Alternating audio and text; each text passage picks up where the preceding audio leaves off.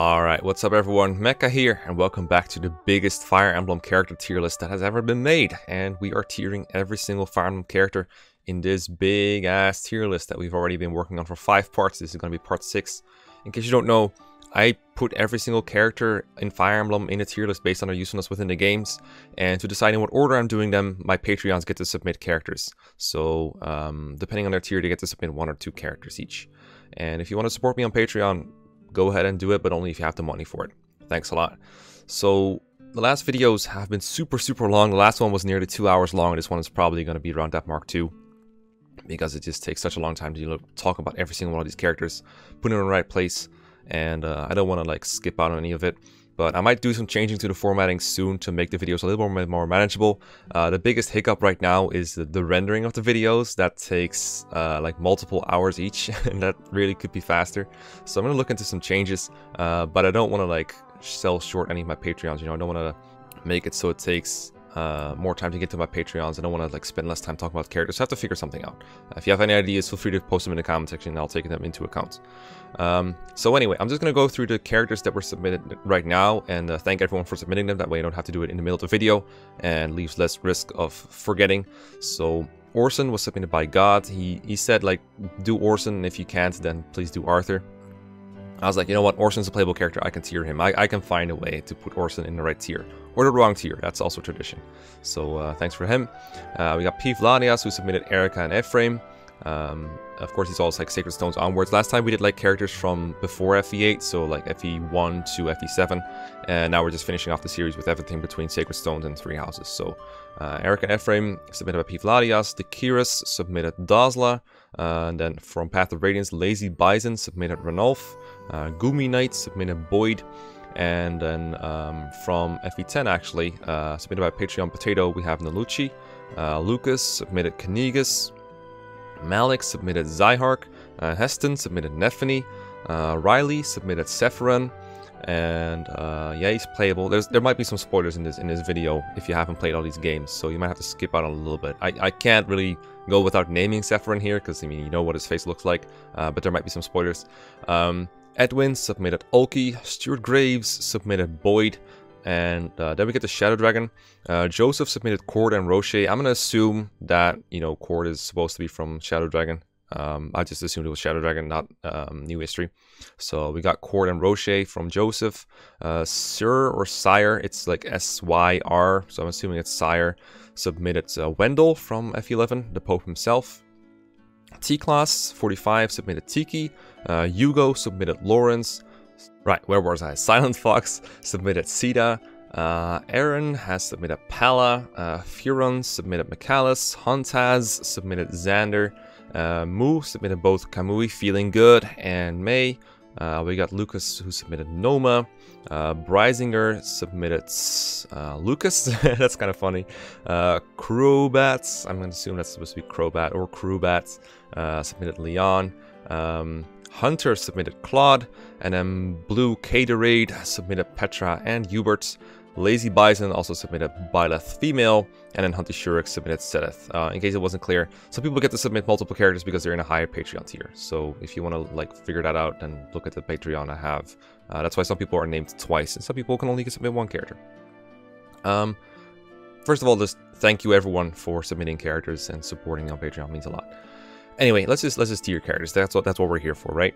So Orson, I said I'm gonna tier him. I thought about it a little bit. I'm like, you know what? Orson is basically a Laguz Royal from FE10, but in the context of FE8. He's only around for 1 chapter, literally 1 chapter, chapter 5X. But in that chapter, you have no other options besides using him. You can use Ephraim, who's good, but he doesn't have a mount, so he inevitably is gonna fall behind if you don't rescue drop him around. And even for that, Orson's gonna be useful. And then you have to rely on Kyle, who's okay, and Forward, who is mega tier trash. So no matter what you do, you kind of have to use Orson. You can choose not to use him because obviously it's like a huge waste of EXP if you have him kill stuff. But at the same time, I think 5X is such a boring character, and a lot of the times I'm not even using any of the characters in it. Like if you go Erica route and you're not planning to use Kyle or Orson, then there's almost no point in using anyone but Orson, just storming through ASAP. And I actually find it quite interesting to get through 5X efficiently. when trying to use Orson. You only have one javelin to work with, but he's the best user of it, and he just murders everything in one round with it, and anything that doesn't die to the javelin is going to die to the silver sword, or even like a killer lance if you really want to. So he's super good, but only for one sort of long chapter.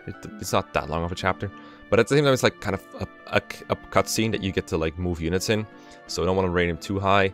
So maybe like the bottom of C tier. Like I would say he's about as good as someone like Athos, or I mean, you know, someone like Knigas, for example. But he's not around for very long, so he's more useful than people who are only useful for like one chapter, basically. So I was thinking putting him around here somewhere, like the middle bottom of the C tier seems about right for him. It's very weird having to weigh him against people who actually get to do stuff for, you know, a bigger part of the game. But I do think Orson is like pretty good. Maybe this is a little bit too high. Maybe he should be a little bit lower. I'll put him like around here somewhere. Yeah, seems about fine. He's like the most average character possible if you only assume that people are going to be used during times that they're good, basically. Next up, we have Erica and Ephraim. I think Erica, these characters both in Sacred Stones are very routes dependent on how good they are, obviously, because Erica's not very good in Ephraim routes, and Ephraim's not very good in Erica route. Erica really sits around in the early game, and in the early game I actually think she's pretty decent. The Rapier has a bit more might than an Iron Sword, and with that she does quite a bit of damage. I'm always very disappointed when I switch from Rapier to Iron Sword, and telling them like, wow, Erica does trash damage with that shit. She does have like a lot of speed, so sometimes she can use a Steel Sword instead and do more damage, or like a Killing Edge, or the Shamsir. I think it's called Shamshir in FE8. It's like the Wodao version. It's like the FE8 version of the Wodao. He's pretty okay with that, especially in our own route. The big problem with Lords, of course, is that they promote so late. They only promote after chapter 16, so before chapter 17. That's like 4/5 of the game is basically over by that point, so there's not a whole lot of time left to contribute. They are pretty good in the last few chapters. They get a mount with 7 move, and they get a legendary weapon to themselves, so you can always want to kill Gorgons and other monsters, and you know, do a bunch of like kind of useful stuff. They're like, I remember Ephraim in particular is like pretty okay against the Demon King. And okay against Leon too, I guess, because their might is just so high with their personal weapons. And I think they both get strength +5 from the legendary weapons, so they're like really, really strong. But before that, they're pretty mediocre.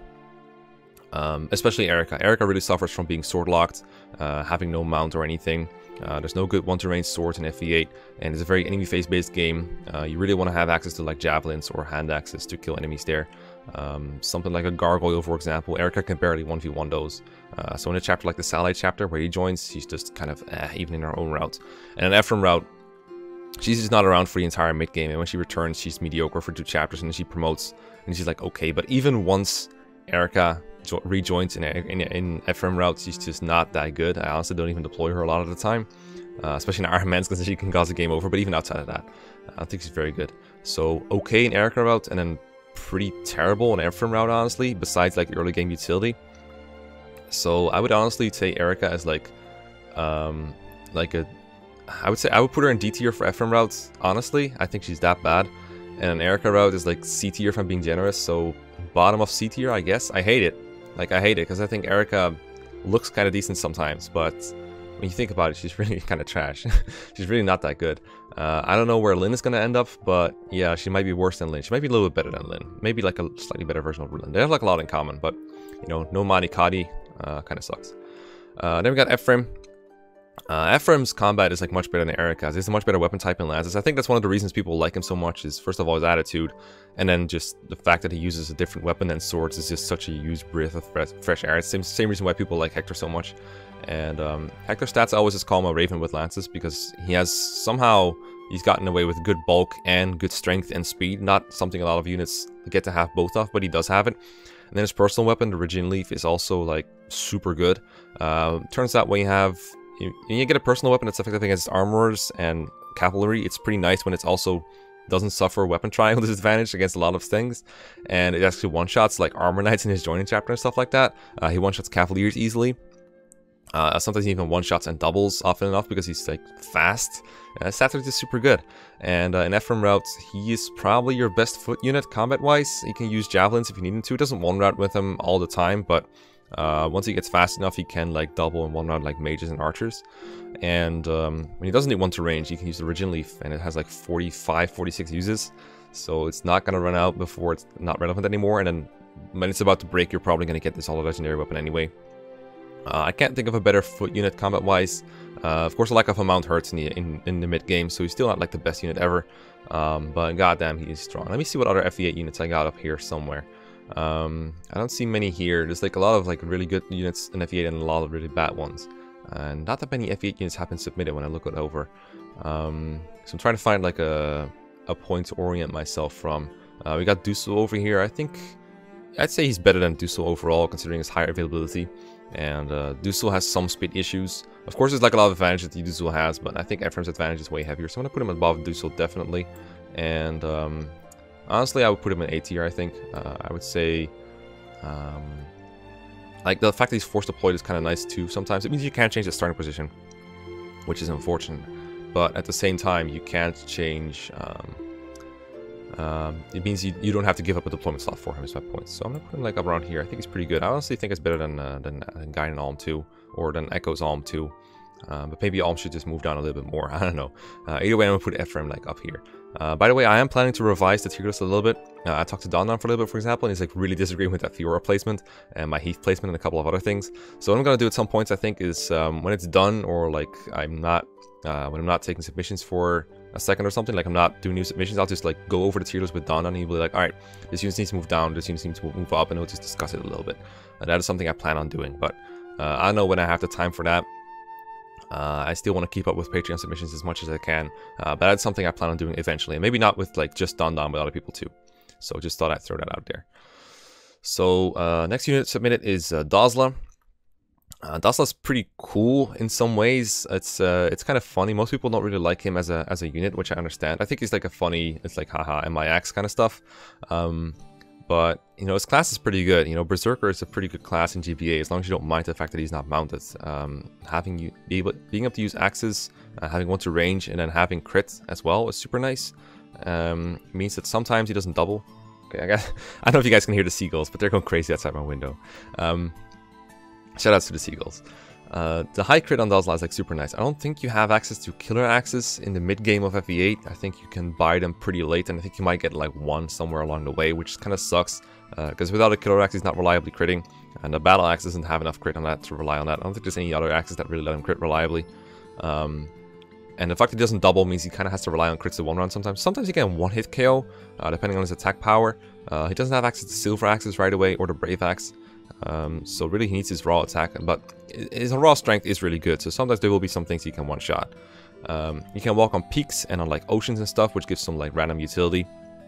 I remember him being sometimes useful in the sun on the map to just either walk across the river himself to kill enemies or rescue drop people across, you know, better combat units than him. I remember using him a little bit in the Border Rengot run, where he had to use the disadvantage of having to compete with units that have gotten like perfect level ups for all the game long, so he wasn't really my best defensive unit or anything, but I definitely needed his rescue drop utility sometimes, and that's the kind of niche things. And I remember him being useful for people in like 0% growth too, obviously, because his bases are better than most people that you would normally train in a growth run. So I think Dazzler's pretty decent overall. Obviously, like the lack of speed and lack of resistance and, you know, lack of avoid and stuff, that kind of hurts, but I think more people should give him a go. I think he's pretty interesting. Maybe not interesting enough for a waifu, but pretty cool anyway. I do think it's better than Erica, for example. I think he's more consistently useful than Erica. I think I'm going to put him somewhere around the middle, and I could see him move up pretty further. I'm going to put him below Joshua, I think, because like the high availability of these units is like pretty nice still. So I'm thinking around here for now, but I could see him go higher, I think. I just haven't used him much in a normal run. I think he has some cool drawbacks. Like the fact that he has B axis is kind of annoying to me. I think or like C axis actually, I think at base. The fact that I don't even know this is kind of annoying me right now. I need to look this up, 1 second. Yeah, okay, so he has B axis. I remember because I used him sort of once and he wasn't able to reach Garm with the moment I got Garm, which annoyed me a lot. I kind of expect pre-promotes to have like A ranks at this point in the game, but I guess Dazzler's like, nah, I just have B ranks, which, you know, whatever. That's kind of unfortunate, but he can reach Garm pretty easily. If the steel axes don't go fast enough for you to get the weapon XP on him, you could always use the devil axe, I guess. But god, that is scary, using devil axe on a berserker. Don't do that. Don't do that. Alright, next up we have some Path of Radiance, and we have Ranulf from that game. I think this FE10 version is, yeah, he's over here in the C tier. And Ranulf and FE9, I mean, there's a lot of they have in common. They're both locked to 1 range. They both lack strike power. In FE10 at least he can level up his strike rank, but FE9 he's just locked to, I believe, an 8 might claw attack, which is kind of garbo. And that comes on top of all the other Laguz issues that units have at FE9. Ranulf starts with a gauge that's half filled at 10, it maxes out at 20, and I think on turn 1 you actually get the free +4 bonus, because Leth starts at 16 and she can transform turn 1, so I'm pretty sure Ranulf effectively starts at 14, but it still means he doesn't transform until turn 3, and if you get him in combat like somewhere during turn 1, I guess there's a chance he can transform in turn 2. He only gets like +2 gauge from a battle itself though, so it has to be like a couple battles to really make a difference. And when he's untransformed, he doesn't attack anything. His stats are pretty good, even untransformed. Like he's not going to die instantly, and like his strength and speed are actually like decent, but the low might of the claw attack really holds him back, as well as the lack of 1-2 range. FE9 is of course a game, in English version at least, where the enemies are just not super good. They can be a little bit bulky sometimes, but they're not exactly threatening, so having high stats isn't really a great trade-off for lack of 1-2 range, especially lack of 2 range options. Like his speed after transformation is, I think, pretty overkill, and I think even with his high strength he just has trouble getting 2-hit KOs most of the time. And of course just having to untransform after a while is just super annoying. At the very least he doesn't transform and untransform in the middle of enemy phase, like it happens in FE10. And the cat gauge is notoriously worse than any other Laguz like it is in FE10. All Laguz have the same transformation gauge and bonuses and everything and penalties, so he's not any worse than other Laguz in that regard, but the lack of weapon might really holds him back, and of course lack of availability as well. He only joins, I think, in a Great Bridge chapter. I think it's like the same availability as FE9 Har, so that's not looking very good for him either. I think he's a little worse than his FE10 Incarnate when you consider everything, because at least the FE10 one has a free deployment slot for most of it. Transformation gauge is easier to manage than FE10 thanks to Olivigrass. The cap penalties suck, yeah, but there's more of a demand for good combat in FE10, I think. And yeah, I just don't like FE9 Ranulf at all. Like the availability is also like pretty different. FE10 Ranulf, for all intents and purposes of Radian Dawn, has reasonably above average availability, but Ranulf is only around for like maybe a third of the game. There are the longer maps in the game, so maybe it's more like closer to half overall. But at the point he joins, you already have had some pretty long maps, so I would say he's a little bit worse than that. I would say he's worse than Zyhark, for instance, who has like a lot of the same issues, like a lock to 1 range and low might attacks, but at least he's available for like more of the game. I guess he has less move than Ranulf does though, but overall I would say he's worse than Zyhark. Probably worse than Orson, but maybe a little bit better than FE10 Heather, so I'm going to put him around here somewhere. That puts him below Volk from FE9, so I think that's reasonably fair. I don't see any other FE9 units around here right now. So this feels about right. I could honestly put Bobrun also a bit lower too. I could see him being a tier below Soth. Well, not a tier below Soth, in the same tier as Soth. But his combat is like, it's not bad. He can still like one-round mages, I do believe. So it's not terrible. Next up is Boyd, and I think Boyd, other than maybe Ike, and honestly, no, not maybe Ike, he's probably the best foot unit in the game. At least when you combine like availability with raw, you know, attacking power and durability. Boyd joins as early as chapter 1, and he's pretty good for most of the game. He starts with a bit of an attack speed deficit because of the way that weapon weight works in FE9. Your strength stat is used as your constitution when it comes to negating weapon weight. So early on, Boyd is weighed down by his Iron Axe, and as a result, he doesn't double a whole lot. But every time he gains strength, that is negated a little bit. So he basically has 2 shots at, you know, gaining 1 speed early on while he's being weighed down. And then once he's able to use Iron Axes and then Hand Axes without losing speed, his attack speed becomes reasonable. Pretty good candidate for a Speed Ring as well, if that is something you want to do. Speed Wing, that's what you want to give him. There's like other candidates, but he's a pretty good one overall, just to get him doubling. And his durability, I mean, his defenses are kind of low, his res especially, but his HP is like really big, so generally it's like fairly easy to keep him healthy for when you need it. I kind of wish his affinity gave a void. He has like a fire affinity, which I think is like attack and hit, and yeah, affinities in FE9 only give 2 stats, so kind of sucks for that. And I think his supports don't give him a whole lot of a void. I kind of wish he had like an earth support to work with, but he supports like mist and Titania, and neither of them really give a void. So that keeps him from like being like a super tank most of the time, but he's still durable enough for the purposes of FE9, especially the English version. On Maniac mode and like the Japanese version, I remember it being a little bit worse. But overall, I think Boyd is fine as a combat unit. In the mid to late game, he can double 1-round KO. In fact, his strength is so good that he can one-round kill with unforced hand axes for a lot of the time. And that is something that, like, a lot of units can do that on hard mode, I believe, but on Maniac mode, for example, he's like, his offense is more standout than that. So he's worth carrying around. FE9 does have rescuing and a lot of mounted units, so if you want him on the front lines, he can be, especially in casual play, but even in efficiency, if you want Boyd on the front lines badly enough, you can make it happen. So the lack of a mount is annoying, but I think the rescue feature is worth noting as something that can like help compensate. So I think he's definitely at least a B tier unit. So we're gonna fill out the B tier with a 5th row. I feel like I'm ending up with a lot of units in the B and C tiers just because they feel safe, but he definitely doesn't stand out enough to be an A tier, I think. You could say he's like Ephraim in that he's like one of the better foot units combat wise. I still think there's a bit of overkill in this thing, and I think his lack of a mount still kind of hurts him a little bit more than hurts Ephraim. I don't know though. Maybe he is an A tier unit. Because when you think about it, he's around for literally all of the game with good combat. So let's see who else is like Orson, for example, is kind of comparable to him in that way. Not just because they're both fighters, but they're like both foot units that are good combat. Maybe he is worth of being this tier. I do think he's like a little less good than Ephraim is. But maybe he stands out more than the 3 houses units. Yeah, I'm actually okay with putting Boyd here, I think. Especially considering that the mounted units themselves, like, I had Oscar in S tier for a while, now he's in A tier. And, well, Oscar's definitely, like, a tier above. Kieran, I don't know, though. Kieran lacks availability compared to Boyd. So in that sense, I think it's fair to have him in the same tier, even though Kieran has the mount. So, yeah, I'm gonna go with this, actually. I'm gonna go with A tier. I changed my mind.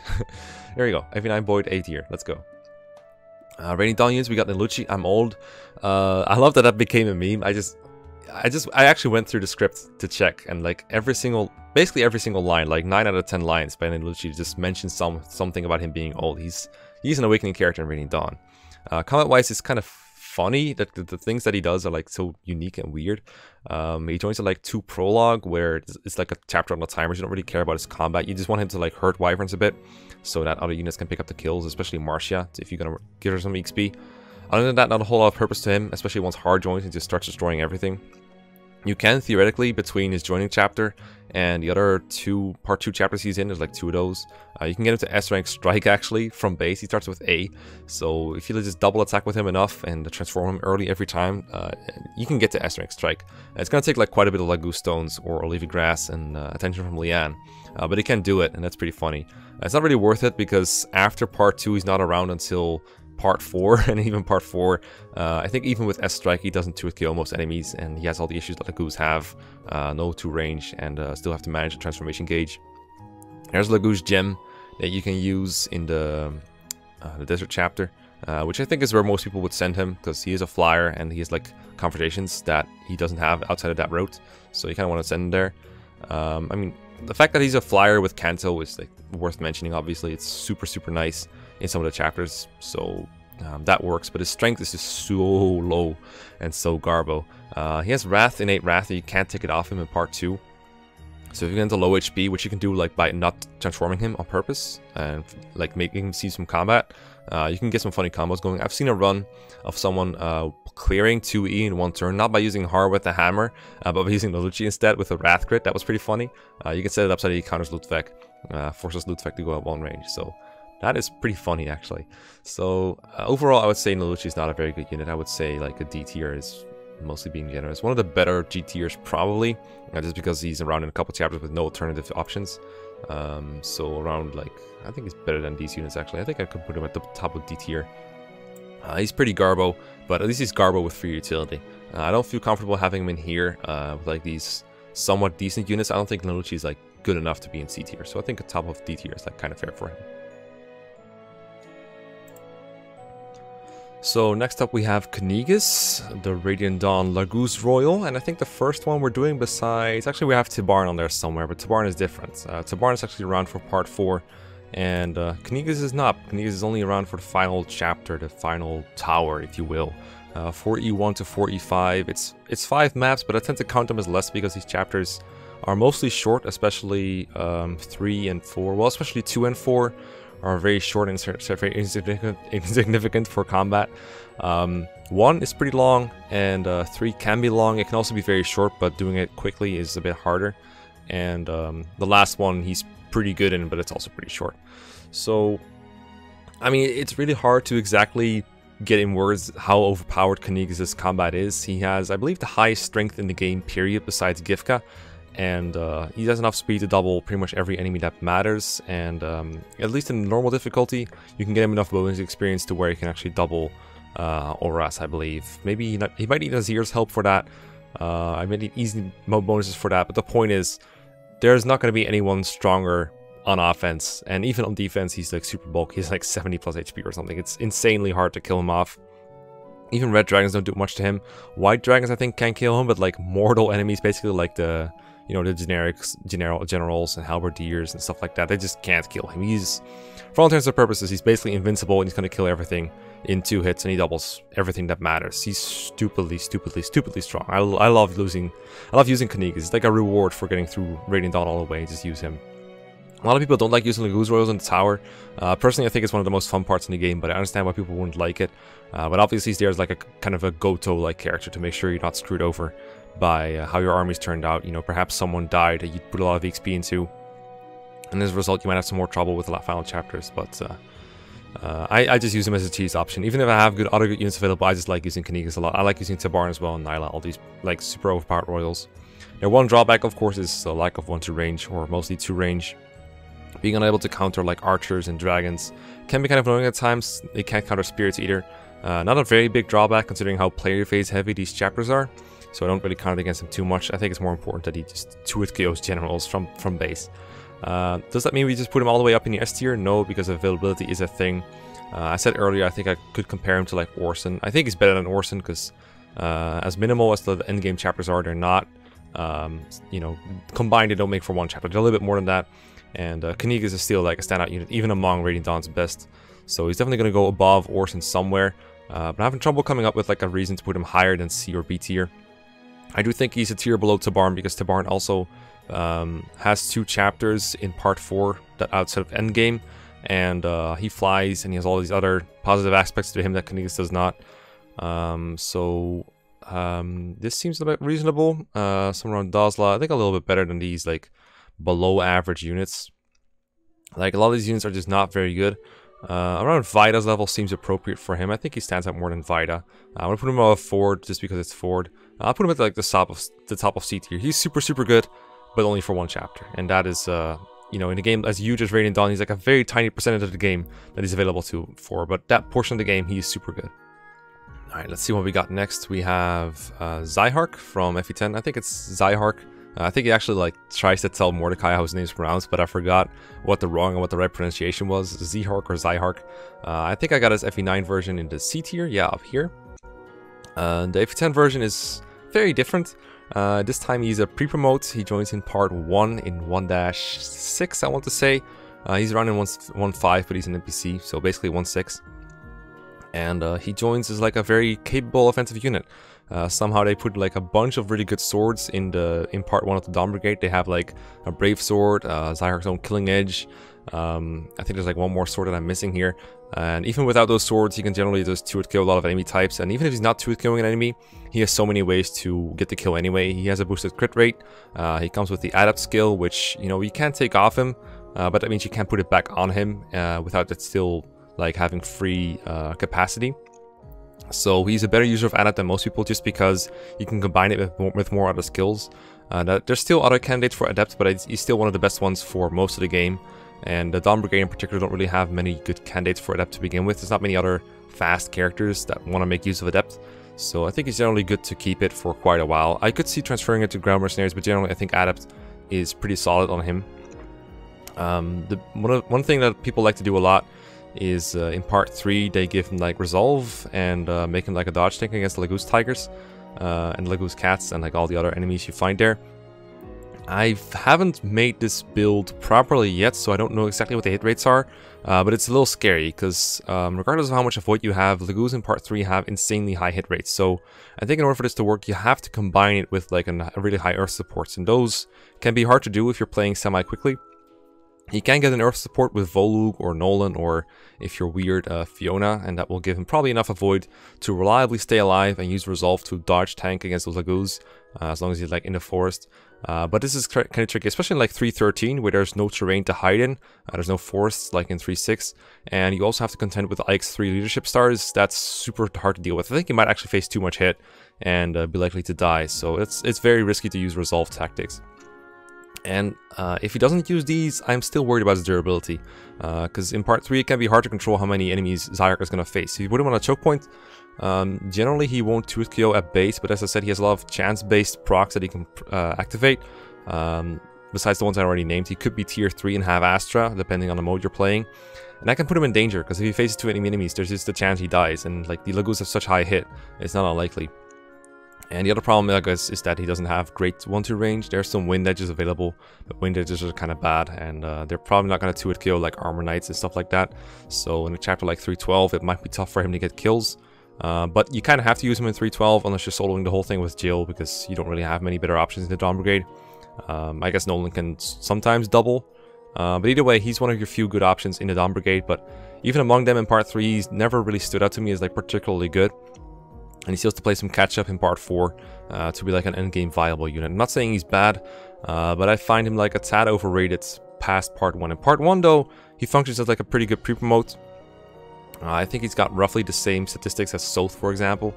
Maybe a little bit faster, maybe a little bit more reliant on crits, less reliable 1-2 range, but generally they function a little bit, not identical, but like similar performance, just fast units that hit pretty hard. And generally 2-hit KO pretty well on their pre-promotes. They have similarities, let me put it that way. So I think Zyhark works if you use him only in part 1, but for a long-term unit I like him a lot less. He's still pretty good if you're like not raising that many units and you kind of just want to deploy someone at base that's like decently viable in part 3. But as I said, he has his unreliabilities, and if you're not careful, he will die. He's definitely have to be like hold his hand a little bit. So I think he's better than his FE9 Incarnate for sure, so that's like one marking point. I'm definitely going to put him above C tier, or like somewhere in the upper C tier, maybe B tier, but honestly I think he's a little bit worse than most of the people in B tier. I think he's worse than Kanik. This is like a tall order, I know, for someone that's available for all game long, basically. You can recruit him into the Guerrilla Mercenaries, I guess, which is a thing you could do, but I generally think he's better off in the Dawn Brigade, just like Jill. I think that the Guerrilla Mercenaries don't really want more mouths to feed when it comes to XP. They have plenty of competent units, but the Dawn Brigade, they're also kind of hurting for XP, but they appreciate a unit like Zyhark more. You can help him out a little bit more. Trying to think exactly where to put him. I like his, I like having him around Joshua's level, I think. Mostly useful in the early game for hitting speed thresholds, but not a whole lot beyond that. I think they're pretty similar in that regard. So I'm going to put him around here somewhere. I could see him lower though, but we'll see. Next is Nefany, still from Radian Dawn, and Nefany joins in part 2, and she's available for most of part 3 as well, so pretty solid availability, some of the best in the game actually. I rated her 4 stars in the last Radian Dawn Let's Play that I participated in, which I think in retrospect was a little bit too high. I definitely underestimated the impact of hard mode on her. I think she's very, I'm going to say good between quotation marks in normal mode. She's not the most efficient unit, but she's one of the easiest units to make good because of the resources part 2 offers you. Part 2 offers you a lot of bonus experience that you can give to her. She uses it quite well. It's not instantly going to get her strength up, but she's going to cap like skill, speed, and I think res is another stat she caps pretty easily. And from there she gets like strength boost pretty easily with just like a couple level ups from part 2. She's available in like 2 maps there before endgame. And then in endgame you have this huge bonus experience dump from 2-3, Joffrey's Charge, where you get like 50k bonus experience or something in normal mode, or even easy mode if you're playing that. And that could be an easy way to get Nefany, like a Nefany pretty high, perhaps even get it to tier 3, which is what we used to call the Nefany maneuver or whatever. Basically making Nefany a sentinel if you want to. Now this bonus experience is better off on Har for the most part. You can also make him overpowered with that, so it's not the most efficient maneuver, but it is something you can do. Unfortunately on the hard mode this maneuver doesn't really exist, because the bonus experience is worth less. You get less of it, and it gives you less points. What that basically means is you need to say, if you use the same amount of bonus experience on hard mode, it does half as much as it does on normal mode. So effectively, you get like a quarter of the bonus experience that you get on normal mode and hard mode, and that is not something that Nefany can get to tier 3 off. So it's not as good there. It's good for like a couple levels, but not anywhere near what she needs to get to tier 3. So in hard mode, she's quite a bit worse. And this rating is mostly going to be based on hard mode. So I think that leaves Nefany somewhere in the C tier as well. I don't think she's a B tier unit at all. I'm gonna place her like quite a bit lower than I used to. I think she's better than people that have like no long-term viability. I think between part 2 and part 3 there's still enough XP to get out of tier 3, and she is a unit that can get 1-2 range at least in Radiant Dawn, which is very enemy phase focused, and she has a crit boost, and of course she gets a mastery as well, so even if she's not like truth killing enemies, there's still a good chance of doing so, and that alone makes her like viable for part 4 in my opinion in hard mode. But she definitely has to get work put into her, so I'm gonna put her like around Dazzler's level I think as well. A lot of like this level units right now that I'm placing in here. I think maybe below Dazzler. I like the fact that Dazzler is like low investment, even though he's not the greatest combat unit. One thing I missed talking about him is he's not that good with a hand axe. He doesn't double or crits or do anything reliably with a hand axe. He also has like hit issues, so I don't like that too much. But I still think Nefany is a little bit worse. I think she's better than FE9 Volk though, as well as Lewin and Tristan and all these like kind of okay units. Then we have Sephiron from Radiant Dawn. Obviously spoilers ahead. If you don't want to hear any spoilers, then wait until I'm like talking about Ulki, I guess. So Sephiron basically joins in the last chapter of Radiant Dawn, the last chapter ever. And I mean, he has a different name, but I don't need to say it for the purpose of this video. Everyone who's played the game knows, or everyone who's done New Game Plus knows, because it doesn't, like, you need to do like a bunch of stuff to unlock it. But as I've said before, I'm not factoring in recruitment costs for this tier list, so I'm not going to factor in the fact that you have to do certain things with Ike or Soren or whatever to recruit him. I don't exactly remember what the requirements are, and there's a lot of them that I'm mixing up right now, but I'm pretty sure you need to do at least the part where you like deploy Black Knight for endgame, one endgame, and then deploy like use Ike against the Black Knight in 3-7, I think. But a lot of these requirements are mixed up. Either way, he's like Knigas and Orson, but even more extreme in that respect, and he's only available for a portion of endgame, so a very short while. And he appears on the left side of the chapter without any usable weapons, but he does have the Ashera staff. I think that's what it's called. It just heals everyone like completely in your status. It's pretty cool. You take a lot of damage in the final chapter when fighting the goddess, and she's gonna counter you. Not directly, but with like Aurora, that ability that does damage to you if you don't have Nihil or activating Pavice, I think is what it is. So that's pretty good, because if you don't take damage, then you don't die generally. Like even someone like Knigas or someone like Nasala or Tabarn or something, they're gonna take quite a bit of damage if they're hitting Auras without having Nihil. Now generally I try to give the Nihil skill to people who do the most damage to prevent the most damage from being taken, but there's still going to be some people who get hurt, and if someone spends their turn healing, like I don't know, Mekkah or Lindsay or something, they can't use their turn to do something else, like I don't know, using ward on Gareth, or you know, physicking someone that attacked after everyone got healed. So saving other people's turns is kind of nice like that. He can attack Auras himself. I don't remember him doing particularly a particularly high amount of damage, but he does have Nihil himself effectively, and he's like unkillable in the final chapter, so in that way he's like a very reliable user. But it doesn't bring a weapon, so you have to bless something like the S-rank Dark Tome for him, or the S-rank Light Tome. He can use both of those, but he's not particularly effective. I don't believe he doubles auras, but he can help if you want. But using stabs is kind of helpful, but it's a very minimal amount of time that he helps, even less than Knigas, and he kind of lacks flexibility.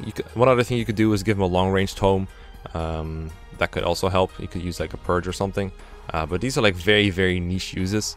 Generally it's just like 1 or 2 heals with the Ashera staff, and that's all he has access to. So I really don't think he's that great overall. And lack of availability is just a huge factor in this one. It's like if Aethos was only available for the Fire Dragon or something like that.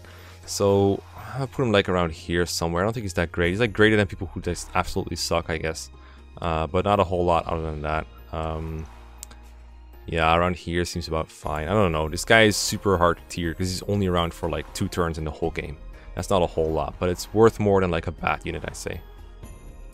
Then we have Radiant Dawn Ulki. I really enjoy the Hawks in Radiant Dawn. They used to be pretty underrated, but I think by now everyone realizes that other than the Laguz gauge thing that they have going on, they're actually pretty solid. It's like getting 2 extra Hards that are just Laguz, because they have enormous speed. Ulki in particular is like super hard to hit because of his avoid +20 skill, but Jinov is really good as well. They're basically the same unit for most intents and purposes because they both have really good hit and avoid. But Ulki's gimmick is that he's like a personal skill, basically gives him +20 avoid. Radiant Dawn did it first, I guess. He's not really afraid of arrows because they generally don't hit him, and even if they do, they don't even take all of his HP. Same goes for wind magic. Crossbows are very scary because the hit rates are like even higher, and they can actually one-shot him, so he has to be careful of those. There's not too many of those by the time he joins, but there are a lot of them in part 4 that you got to be careful of. He's pretty good filler for pretty much any part 4 map that you want to send him to. So he's like, if you don't have enough units to work well in every single army in Radiant Dawn Part 4, you can rest assured that whatever army you send Ulki or Janaf to is going to be at least capable of handling a couple of enemies. Now he does have to watch for his gauge, because that can, if he untransforms at the worst time, that sucks. But while he's like transformed, he's super good. His attack, he has not enough attack to 2-hit kill most enemies, but there are so many ways to fix it that it's fine. A single energy drop will give him +4 strength, effectively, because of the way Lagoose transformation works in Radiant Dawn. It just kind of doubles your stats. And then he double attacks, so every energy drop is like +8 damage on him. So just one of those will help him. Bonus experience does not really help him that much, but you can also give him like Adept.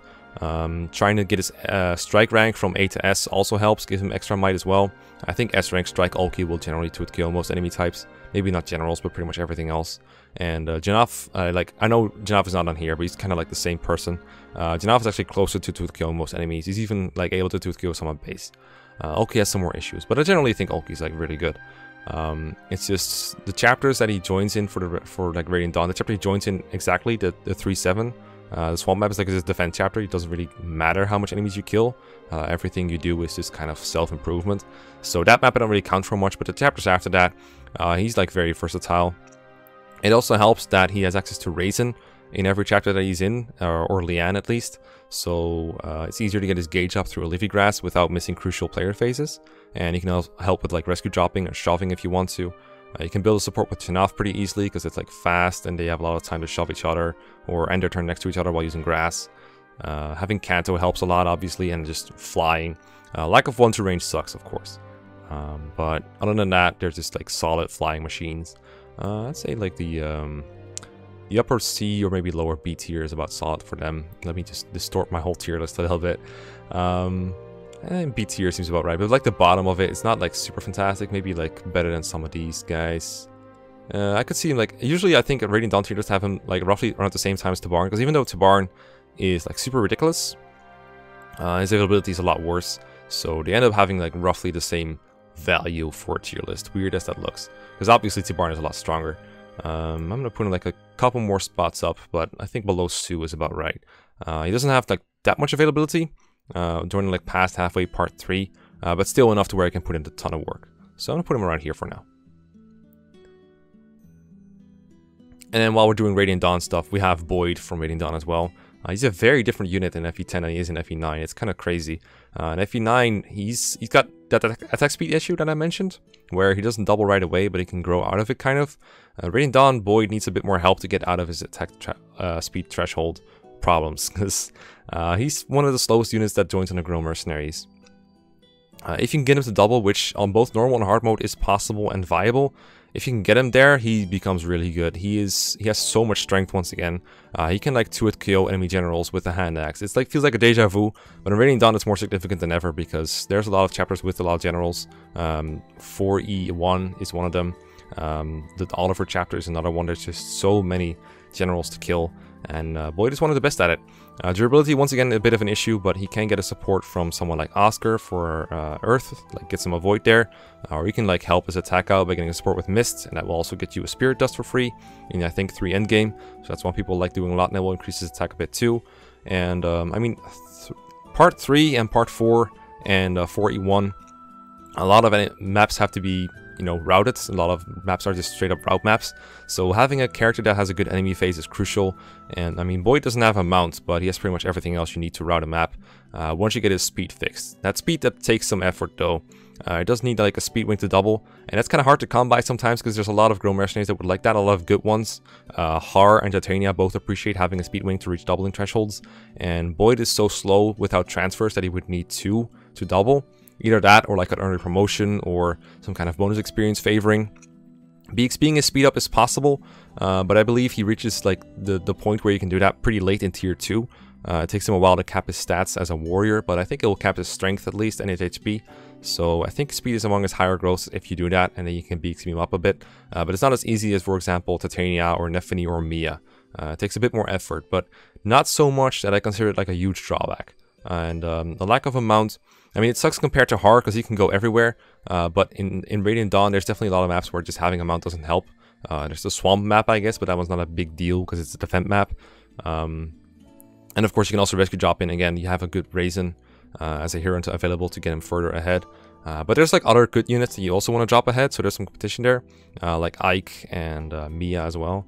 So it can be hard to find a spot to use him, but generally I found Boyd pretty good when I tried him out, and a lot of people matched my experience with him. Like on paper, he doesn't look very good because low speed and no mount, but he's actually pretty viable. I think it's not bad. I think like the B tier, like the bottom of it, is like pretty viable for him.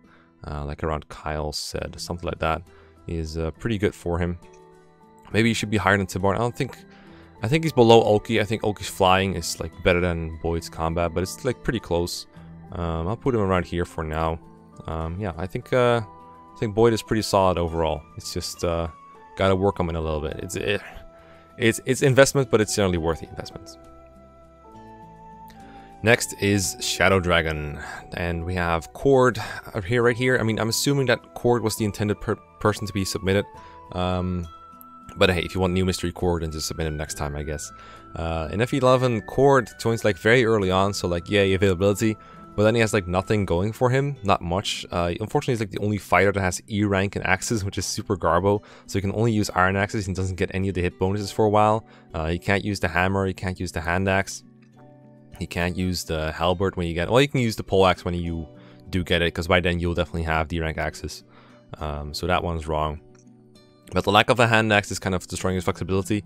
His durability kind of sucks. He can survive like one hit from most generic enemies, but he probably won't be surviving two for a long time, because Shadow Dragon enemies hit really hard. Maybe in like normal mode or hard 1 or maybe hard 2 he'll take 2 hits, but hard 5 Cord is not durable. And he's pretty generic overall when you consider that he has no good weapon ranks to speak of and no real high base stats. I think his only standout stat is its speed. Like I remember speed growth being pretty good, and his base is good enough to not get doubled by some bosses that double a lot of other people. So that is sort of useful sometimes, but other than that I find Cord like pretty mediocre and like pretty blah overall. Definitely trainable, like his bases aren't so bad that you can't use him. But it's hardly ever a payoff. The only really good reason to use an axe user in Radiant Dawn or in Shadow Dragon is like using effective weapons, and mostly the hammer and the pole axe, but he's not especially good at that. And you can just use Draco Knights instead and train their axe rank if you really want it, although they start at a lower axe rank, so technically Cord is easier to get there. But I think both Barst and Board are easier to make do these things that you would normally use an axe user for. Even Daros has higher axe rank, which really says something. I think it's still better than Daros overall, because there's like a huge speed gap between them. But that says a lot about him as a unit. So at least, I don't think I can put him like higher than D tier for the most part. He does join early enough to where I can make him into a viable unit. But he's not like super good. He's not... I wouldn't recommend using Cord on your first hard 5 playthrough. Let me put it that way. He's not an easy to raise unit, but he can technically work, I guess. He can. It's just, fuck. Yeah, I think so. It's actually kind of weird that I'm putting him like this far above Draug, come to think of it, because Draug has pretty good utility in chapter 1. But every chapter after that, Draug is... I mean, his usefulness as a tank is worn out, but he can reclass into a fighter and have pretty similar stats to Cord. I don't remember if Draug gets one-shot or not by enemies. But I do remember him being like particularly fast, so maybe he shouldn't be an entire tier over Draug. Although this is this is FE3 Draug. This is like a different thing. Okay, never mind. FE3 Draug is Garbo. Never mind. This is fine. This is fine. Okay, next up we have Roche, another one of those kind of generic units. This one joins in chapter 5 along with Harden and Violent, and it's pretty easy to forget about this kind of unit, because there's just not much going for him. I think he can use steel swords. I think he has D rank swords, and that's like the only notable thing about him. I remember Don definitely used Roche at least once in his 0% growth run for like chip damage on an enemy somewhere. Like the bad thing about Shadow Dragon units that are like kind of generic is that even their starting class can't really build them out of being bad, unless their weapon ranks kind of match it, and that's not the case for Roche. Because really anyone from his class type can become a Cavalier. Like Navarre, for example, can reclass into Cavalier if you want him to. So it's not like Ford, for example, where the bad stats can be kind of excused because they have a good class. That's just not the case for Roche, because anyone can become a Cavalier in that game. And sort of does what he does. And reclass options don't really give him anything that he didn't have before either. Like as a Myrmidon, he's too weak. And what else can he even become, dude? He can become like a cleric, I guess. Yay. Now that's not very useful. Everyone can do that kind of utility. So Roche is pretty bad. There's things he can do. I mean, the game was kind of made and designed with like bad units in mind as a punishment for when your earlier units die, and that's why he's like completely inferior to like Cain and Abel. But it doesn't make him any better for people who just reset when they die. So yeah, he can do stuff, I guess. I'll put him below Gordon, and the reason for that is Gordon at least has chapter 1 chip damage. And Daros also has like more opportunities to be useful, I think. I don't think he's quite as bad as these guys. It's kind of weird I'm putting them above Carrion, a unit that's like viable in his own right. So maybe Carrion should rise a bit. Maybe these guys should drop a bit, like down. I might do that at some point. But that's for later revisions to do. You know what? I'm going to drop these guys down right now. Because I think they're significantly worse than people who have chip damage in chapter 1. And I think Carrion is more viable than these units. Now, you know who is viable? That's Wendell. Wendell is so freaking good in Shadow Dragon. This guy has insane base speed, and that makes him not just good as a Sage, but in other classes as well. But even as just a Sage or a Bishop, he can hold his own. He can use Excalibur at base. I think as a Bishop he might need some more weapon XP to get there, but he can definitely use it as a Sage and just double and kill things with it. So even though it's actually Merrick's spell, any Sage can use it as long as they're male and they have the requisite weapon rank. Merrick can use it at E, but Wendell can use it at base as well. And with his high speed, he can just one-round kill enemies with it. Like, he just one-rounds Armor Knights. Sometimes there will be enemies he doesn't double, but it's still like super meaty chip in that case, and Excalibur has a good chance to crit, so he might just still kill. And he also has access to the Warp Staff. With like a bit of weapon XP, because he joins with like D rank and staves, I believe, and if you reclass him to Bishop, he's very close to C. He's like 10 or 20 heals, I think, and he's just right there. And then he can use the Warp Staff, which in Shadow Dragon has infinite range and a lot of availability, so he has like basically all of Lena's utility as a Warp Staff user later in the game, but then he's also like an offensively capable unit. And he can also reclass. He can reclass into Wyvern Rider if you want him to. And that doesn't sound very good because his strength is so low. But despite like that and his low durability and luck and everything, it can still be useful to just have a promoted class like Wyvern Rider as an option to just distract enemies or you know, deal some chip damage or cover a reinforcement zone somewhere. That can be useful. And if he does that, then Jagan can do something else, for example. You only have limited slots for each class, but having him and Jagan capable of swapping these kind of classes around is just pretty useful. Wendell, I think, is like a solid B to A tier. B tier. Better than most of these, I don't know. Wendell does have his weaknesses, like his HP is pretty low, and the low luck lets him get crit by some enemies. So it's not the most invincible unit ever, but he's definitely very solid in the context of Shadow Dragon, where there's not many units better than him at combat. Like, it's definitely a game where you need some kind of effective weapon to one-round kill. So I'll put him like around here somewhere. That seems about good. Maybe he should be over Sally and Pent. I don't know if he's better than Boyd. I just think Wendell's like really good, and I think I put Jagan in S tier already, so I guess it makes sense to have Wendell over here. I can't really think of many units in Shadow Dragon that are better than Wendell. I forgot where I put Barst exactly. He's not a unit. This is a unit I would like compare to him to get an idea of where he should be going. Better than Sedgar probably, considering how much effort it takes to raise Sedgar. This seems about right intuitively, but a lot of this is done on intuition. Then there's Tiki, also from Shadow Dragon, and this is a weird unit that I haven't really used very much and would probably like to use again. I always enjoy using Mcallis because they are so unpredictable and so strong generally. I have experience using like Faye, and I used Nagi a little bit in my FE8 playthrough, and I've used Myrrh quite a bit, but Tiki is someone I don't really remember exactly how they work, and that's kind of annoying when you're trying to rate her, because Mcallis, they tend to have very low HP and then really high defensive stats. And exactly how high they are compared to enemy stats is very important in determining how good they are. From what I remember, I don't think Tiki really survives enemies on hard 5, at least not at base. She'll probably take some level ups to get there to that point. Especially the brave weapons that start popping up around the time she joins are just like super strong and hard to survive when you're kind of low on speed. So I don't believe Tiki is someone who can really enemy phase stuff, but she does hit really hard, and she has effective damage on enemy Mcallis. And she's one of the only characters who can really touch Medius and take care of him. In fact, that's like the only way to beat her on like Heart 5 is just to throw her at Medius once or twice, depending on whether you have Nagi or the Staff. But other than that, she doesn't really have a whole lot of utility. She cannot reclass into better classes, so she's stuck at low movements and only one weapon that she has access to. I mean, it's a good weapon. It gives her a ton of bonuses, but it only has one range, and there's only so much it can do. I know she can contribute in using like boss killing. For example, killing Mcallis in Shadow Dragon is something that she's okay at, as long as she has some help from like ballisticians and other units. Excalibur, for example, can be very useful in taking him down as well.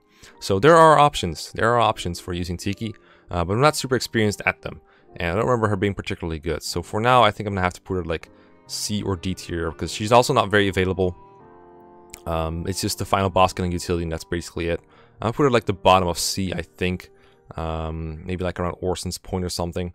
At the very least, we should credit her for killing the final boss. And I usually don't credit units for that, but Mekkah is like an especially tough boss on Hard 5. And you don't really have many other options to do it, so I think it's viable to credit her here. I'm not going to credit someone like Athos for that too much. Maybe Athos is not the greatest example, because he's also one of the few who can do it, but he's like, he joins guaranteed. Just for killing the final boss, basically, so maybe he's not the best example. Who else exists that like kills the final boss and gets so much credit for that? I guess Canas, but he does a lot of other shit too, so that's hard to compare him to as well. Ike, I guess, gets a lot of credit for killing final bosses, but Ike is like also a very different kind of unit that also has a lot of other aspects to him. So it's complicated. It's complicated, but generally I don't rate units highly for just for killing a final boss. But I think in the case of Mekkah, I can make an exception because he's so tough. But tell me about Shadow Dragon Tiki, because I actually want to reuse her. At some point I will do a Shadow Dragon Iron Man and use Tiki, and that'll be fun. Alright, next up is Lorenz, or Lorenz, the first Lorenz since Lorenz, Helm, and Gloucester, or actually the first Lorenz ever, calculated first. He has an eye patch, that's pretty cool, and he blows up in Book 2, that's pretty cool too. Other than that, I don't know, man. I don't know about this unit. He joins as a general with pretty high weapon ranks in like chapter 20, this is the Kamui chapter. Talk to him with like Sita or Marth, and he just joins you, he just defects, he's like, alright, you want a general? Here you go. A lot of generals in FE are like, they have a harder time converting like that. Lorenz is like, no problem, I'll join you any day. But you kind of wish you killed him when you recruit him because his stats are so low. Even though it's a general, I believe he still gets one-rounded by most enemies in Hard 5. They will either quadruple him and kill him, or they'll just double him and kill him. I find the best use for Lorenz is to reclass him into a horseman, and that actually gets him, I think he either has Parthia at base, or at least he has B rank, so we can use some other high-end bows, and then he can shoot down some wyverns maybe. I don't think he one-hit KOs unless he has like a forged bow or the Parthia, but at least that's a good way to get some chip in. He's never going to like survive a round of combat anyway, so you might as well use a class with more versatility, and the bow rank gives that to him. The loss of lance is like kind of annoying. He could also use the Rider's Bane if you want him to, but the problem with that class line of his, I think it's the Mill B class, is there's no other lance using classes that he can use. It's the same problem Setgar has, as well as Wolf, is they have access to like Horseman, and then Hero, which doesn't have lances, and they have like Dark Mage, which is pretty worthless for him because he has no weapon ranks in magic of any kind. So there's no real purpose for Lorenz in Shadow Dragon other than some Horseman chip. And especially in a game where you just warp skipped most of the maps after that, like even if you're not full skipping the game most of the time, this is a point in the game where a lot of people should and probably will warp skip a lot, so that like we can see his utility even further. So and then the Horseman chip isn't even that great to begin with. It's like whatever, dude, it's okay. So I think Lorenz is actually one of the worst units on this list. I'm putting him around here somewhere. I think it's worse than Oliver's staff utilities. There's not much that this guy can do. Yeah, he's pretty fucking bad. He gets one out of everything. I guess on normal mode you can like use him to do stuff, but he's not going to stand out over anyone who does like stuff. He's just really bad. So thanks for submitting this unit and making it easy to tier him. He's just so fucking bad, dude. It's actually kind of, no one really talks about him even though he's like so bad. Maybe I'm underselling him a bit. Maybe he should be an E tier. Just let me know. But I don't think he's very good. He's kind of the opposite of Sita. Sita is really good. This is FE11 Sita. I don't know how she hasn't been submitted yet.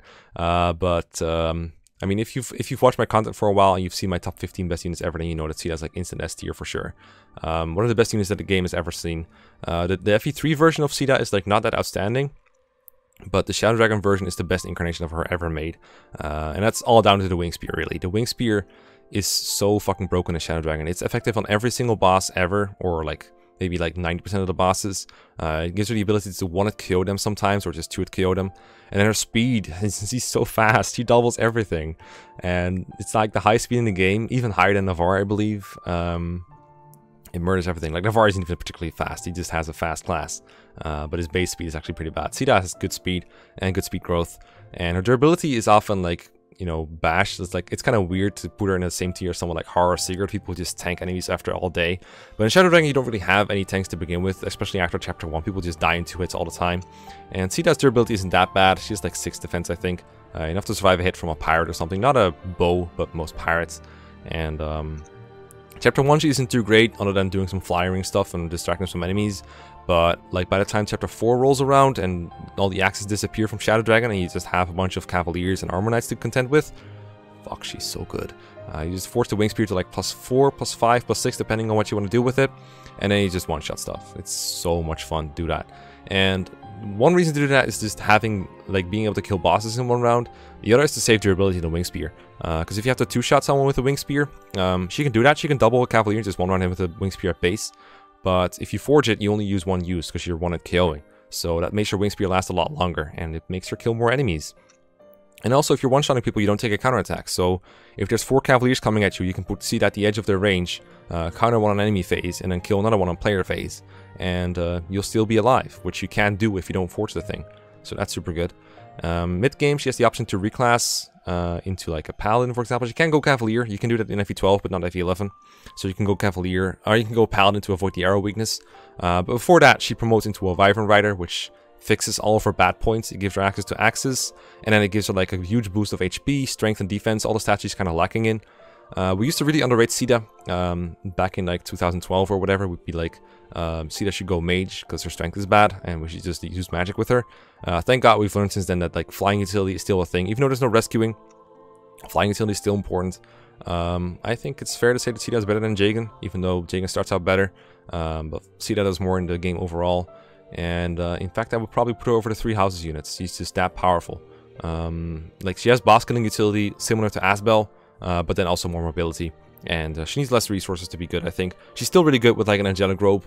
Stuff like that can really help her, but other than that, she doesn't really need much. Just, you need to forge her Wing Spear. But forging, while it's limited, it's obviously the best use of reforging. Next best thing you can forge early on is Rider's Bane, which you can also use. There's no need to, but she could also use if you want to. And then like, what is the next best option? It's like a Rapier. It's like, lol, that's stupid. Sita is super broken. You can slowly see the top 15 best units appear here, I think. I'm happy to see them all reunited up here. Alright, let's see what we got next. We have Pala, also from FE Shadow Dragon. And this version of Pala is probably her worst. Joins in like the mid game. I'm pretty sure this is FE11 Pala. Let me just double check real quick, but I'm pretty sure it is. Nope, it's FE12 Pala. I was wrong. We're doing FE12 units now. We're doing new mystery units. Correction. So Pala on FE12, busted. Super busted. Go straight to S tier with you. Maybe not quite at the top, but we'll figure out our placement from here, right? So she joins in like Chapter 3 with base stats equivalent to like units joining in the mid game. 1 level from promotion. Into Draconite, fixes the same problems that Sita had, except her like base strength isn't even bad. She has less speed than Sita does, but still enough to double most of the time. Her speed growth is bad, but her base is good enough to double. And then her defense is just outstanding after she promotes to Draconite.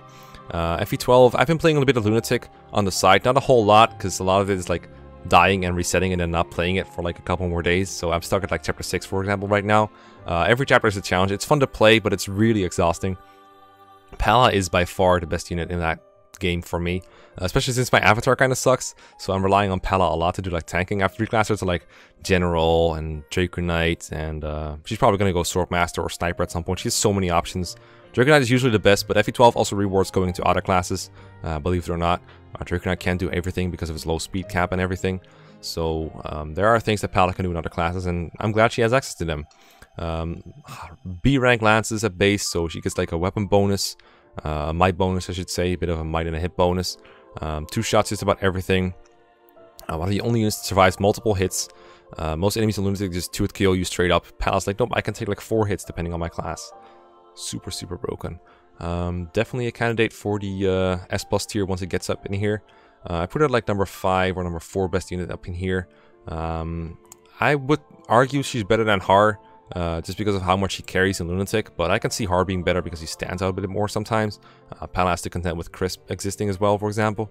But for now, I'm going to put Pala at 4. She is so freaking good. I really like using Pala in FE12. It feels good. She's good, but like not so broken that she trivializes the game. Like she still forces you to like think and position her properly, because there's plenty of scenarios where Pala can die in like Lunatic. If you're not playing Lunatic, Pala is just like an easy win button for most of the time. Maybe not Heart 2, but like on Heart 1 and normal, she's definitely just busted, like basically another Har once she promotes. So it depends on difficulty, but from my Lunatic perspective, she stands out a lot. She makes a big difference in a really hard game. Alright, next up we have the last FE12 character on this list, which is Mcallis. And Mcallis joins at the very end of New Mystery. He doesn't join in the original FE3 book 2. This is something that New Mystery made up because they want every single character to be recruitable apparently, except for Boa and Lawrence. So Mcallis only joins if you keep Minerva alive all the way through, and then you put her on that village where he gives you Starlight normally. And after the chapter is over, you get Mcallis, so he's only available for the end of the game. And I rated Mcallis somewhat too high, I think, in my Wyvern tier list. I don't remember exactly where I put him. I think he ended up in like a C or B tier somehow. And I was told after that, like, Mcallis is not that great. I do remember his HP, strength, skill, and speed. I all looked him up in his defense too. They're all great. They're all in the upper 20s, in the, well, not lower 20s, lower 20s. As a Draconite. But being a Draconite itself is not exactly a boon in FE12 because anyone can reclass into them, or basically any male and then any female as well. So basically everyone. Because if you can reclass into his class, then his own starting class is a really big boon. The biggest boon of being in that class is that he has a B rank in lances and axes. You kind of expect someone in the end game to join with A rank instead and get the bonuses off of that. It's going to hurt his hit rate a little bit. It's going to hurt his might a little bit. But I guess nothing can be done about that. I don't remember exactly what difficulties he doubles Manicheats in. I remember on Lunatic they can be like really fast, but I've only beaten the game on hard, and in that one I didn't even get to recruit Mcallis in my last playthrough because I lost Minerva somewhere along the way to the Wheel of Death. So I have no recent experience with Mcallis. I think the biggest problem with Mcallis is his low luck stat. He has an absurdly low luck. He has 2 base as someone who joins in the final chapter basically. So imagine that. Every single enemy has a crit on him. And the enemies in the final chapter, despite his high defense, are all going to one-shot him with a crit. Because, you know, they're fire dragons. And I think some flying dragons in the last part of it. But most of it is like fire dragons. I think there's some ice dragons. And of course, there's like a bunch of mages with like Meteor and the Glowwort Tome, which basically one-shots him as well. It crits. Everything is crit on this guy, and that's super, super bad. There is a use for low luck in DS of Fire Emblem, because you can make enemies target you if you have a low luck stat, and that sometimes is better than them going for an alternative person. You can actually save people's lives with some proper AI manipulation. But I think at this point in the game, you shouldn't need that kind of AI manipulation anymore, and you'd actually rather avoid these crit chances. And some of them are quite high, like the Thoron mages especially. I think they have like 20 crit, so that is way too much to risk.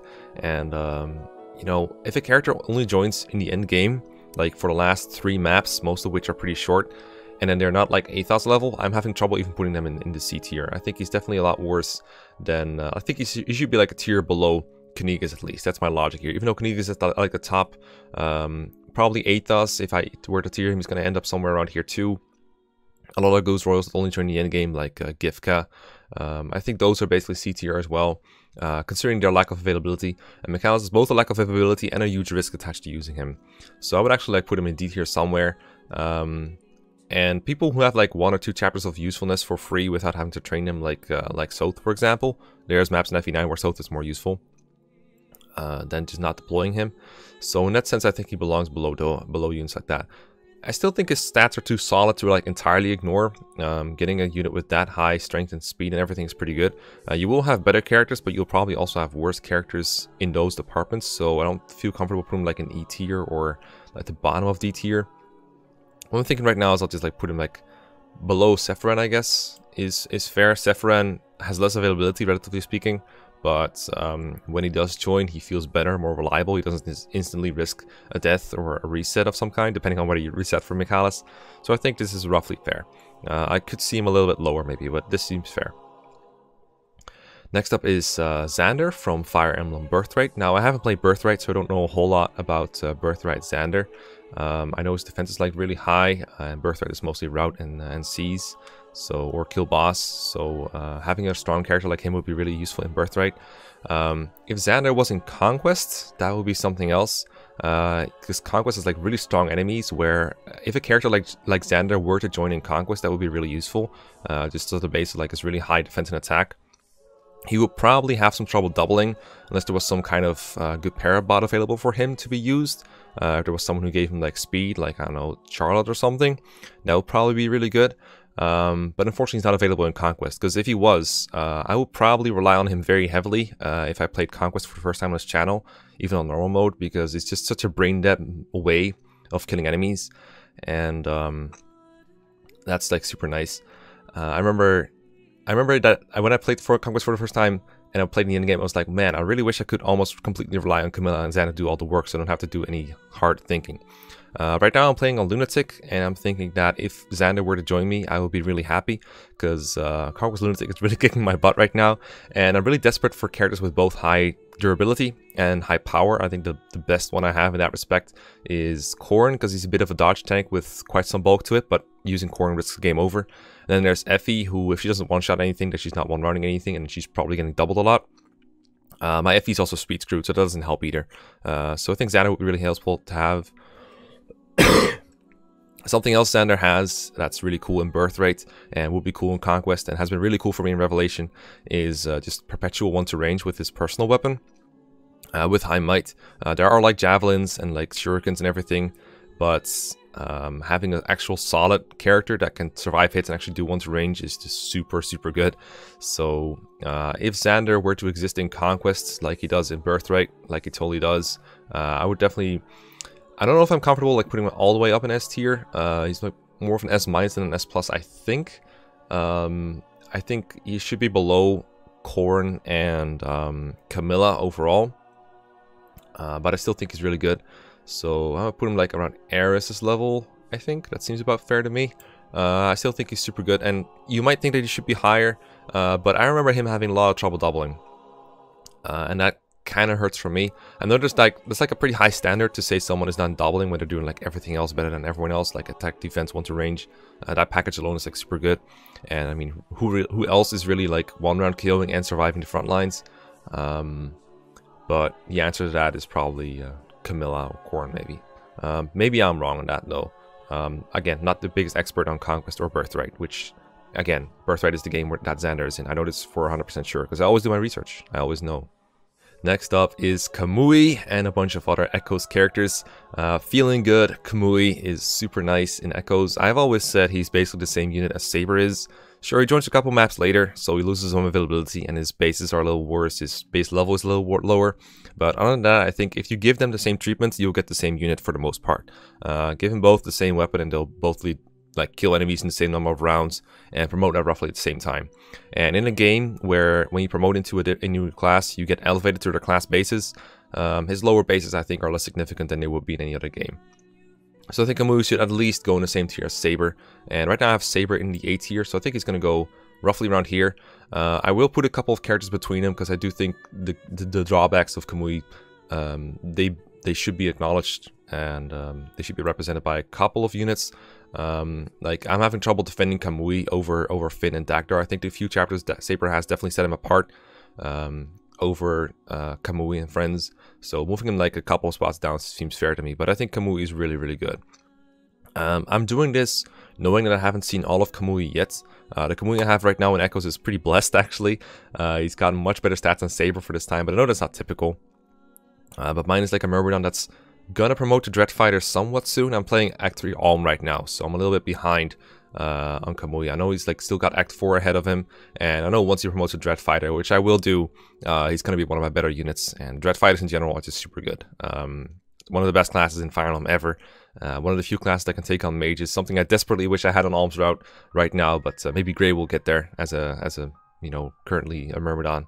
But Dreadfighters are just super good. Like that much mobility and resistance to magic and that much speed in one package is just super nice.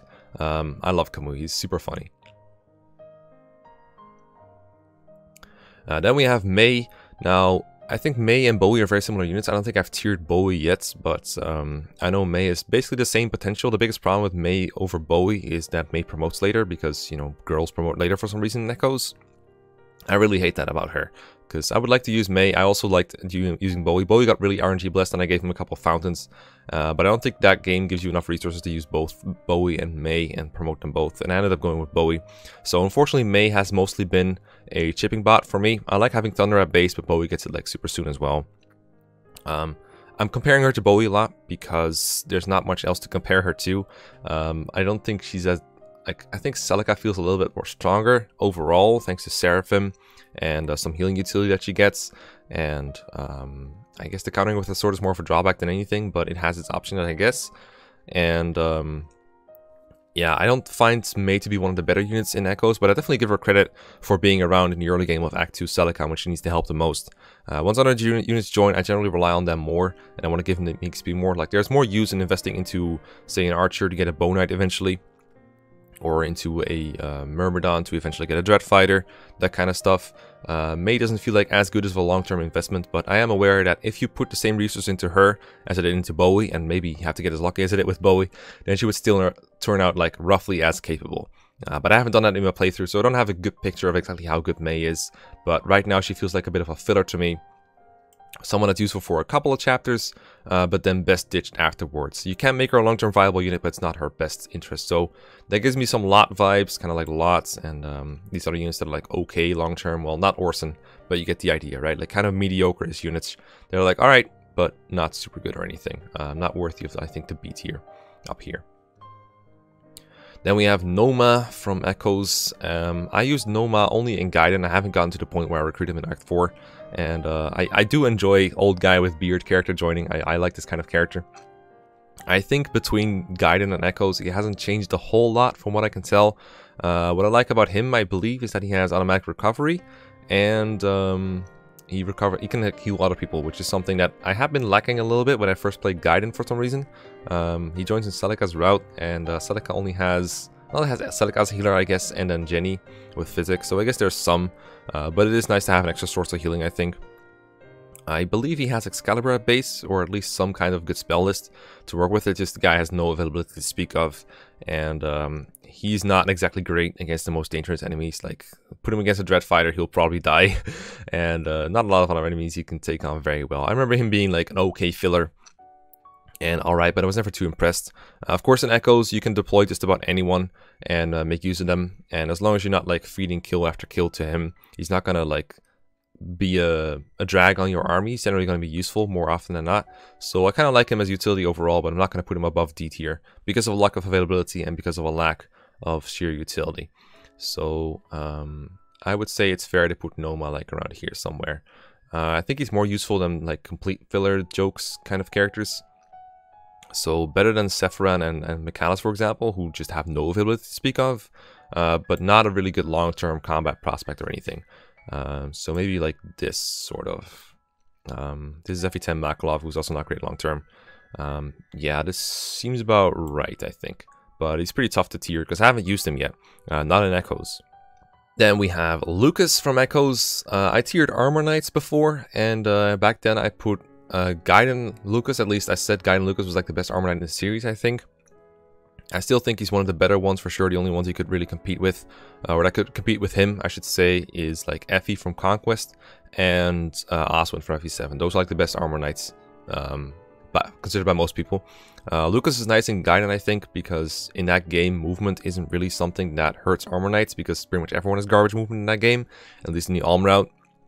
It takes a long time before you get viable mounted units. You could turn a villager into a cavalier, but that generally doesn't do very much. It generally gimps their combat performance. And generally what ends up happening is they go ahead and they fight a couple enemies, and then they have to retreat and heal because they didn't really get anything done, but they got hurt in the process. And, you know, they have some funny access to some tools late in the game too. Of course, they get warp fairly early on. That can be used to negate like movement issues. And Lucas is one of the best candidates to warp around because he has a great combination of great strength and great defense. This goes in both Echoes and Gaiden. It's especially good in Gaiden because in that game you can warp an infinite range. Warp only is going to have like 5 to 10 range maybe throughout the game. So it's much less pronounced in that one. In the original guiding, you also get the speed ring, and that one gives you like, what is it, like 10-50 move or something. It's insane how much move it gives in that game. And then in Echoes, it's like usually nerfed. I don't even remember exactly what it does. I think it just gives you a bunch of speed, as in the speed stat. So I don't know how good Lucas is going to be late game. I right now am in Alm Act 3. And Lucas is on his way to promotion to Baron almost by accident. Like, I'm not even planning to really train him long term. I'm trying to focus EXP into people that I think are more worth promoting, like Merberdon Grey, Mage Cliff, or is it Mage Cliff? No, it's Mage Tobin, Archer Cliff, who's right now actually Sniper Cliff. I think even Python would be a better promotion project. I think all their endgame classes are better than Baron. But Lucas has been doing so much work out of necessity because he's the only one who can take on a bunch of enemies and survive. I got access to a Forged Rider's Bane right now, as well as a Forged Steel Lance. So those weapons are nice to forge in Act 3 because you have so many viable Lance users between Act 3 and Act 4. I mean, you have him, and then you have Clive, and you have Matilda, and you might have like a lot of Lancers somewhere. You get Zeke at some point as well. So I think there's a lot of reasons to have good Lances available, and the Rider's Bane especially is just super good. And I don't remember if you can one-shot people with it. I think you mostly have to two-shot and double. But Lucas can definitely just enemy phase a bunch of Cavaliers and take them out that way. And I think despite the nerfs that Echoes indirectly gave to him, he's still a super good unit. And he's been a very huge help. Again, I don't know if like making a Baron in the end game is really worth, but I do think he deserves credit for all the work he pulls off in Act 1 and Act 3 alone. So even as Baron, Lucas is not exactly the biggest contributor compared to, say, a Hunter's Volley Bow Knight. I still think it's fair to put him up here somewhere. I think he's better than most of these units, honestly. Putting him above Hector seems fair. I could also see him higher. Geets, Hawkeye, yeah, I think we can put him in A tier. He seems much more A tier than anything to me. These are all foot units. How about we put him like around the equivalent of Boyd or something? That seems about fair. Considering Boyd is, I mean, it's a very different dynamic between mounts and non-mounted units in that game. But I think Lucas deserves credit to be like all the way up here. I do think it's fair to put him below Saber and Kamui, considering they are useful all game long once they join. Whereas Lucas doesn't really fall off or anything. But like I said, he's not a Bow Knight, and he's not Alm, and he's not one of those like super overpowered classes like Dread Fighter. But he's still super nice. Speaking of super nice classes, we got Leon, someone who's basically mostly useful for their class. Archers are at their best in Shadows of Valencia and the original Gaiden. Because, you know, having one range is like the thing they always want to have, and this game just gave it to them for free. And then bows also have like a ridiculously amount of extra range. Leon's stats leave something to be desired. For some reason, they were never really a big issue for me in my last Let's Play. I didn't really have too many issues with him hitting stuff. He got curved shot fairly quickly once I got the iron bow, and now I'm working on getting him Hunter's Volley on the killer bow. I think it's like halfway there before Act 3 Celica ended, and now it's taking some time before I get back to her. But once I get back to him, I expect he will get Hunter's Volley soon, and I'm definitely going to promote him to Bow Knight when I can. It's going to take a little while because level 10 is a high bar to reach, but he's definitely going to get there, and once he does, he's just going to destroy everything on player phase. And enemy phase might be a bit of an issue, but when you have so much movement and so much range, I can't imagine that it would be too difficult to position him in a way that he just doesn't get attacked. And that will probably just fix that problem altogether. And if not, hey, we'll find a way to make him useful, because there's almost always a use for a character that with that much range and that much attacking power. There's no doubt about it. But his start is, you know, he's kind of frail at the start. But still, he's going to have more range than almost anyone else. And he's still almost always going to be able to contribute at least once per turn. The accuracy leaves something to be desired, especially with the steel bow, but with the iron bow and curved shot, there's almost always a way for him to fight enemies.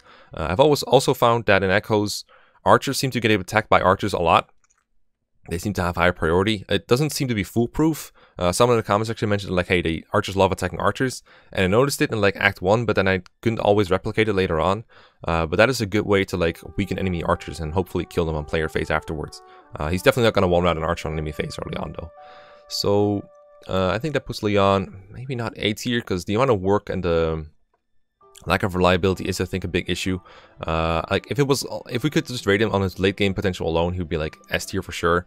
But throughout most of the game, I think he's more of a B tier unit, like a guy that like chips in but never really reliably does so.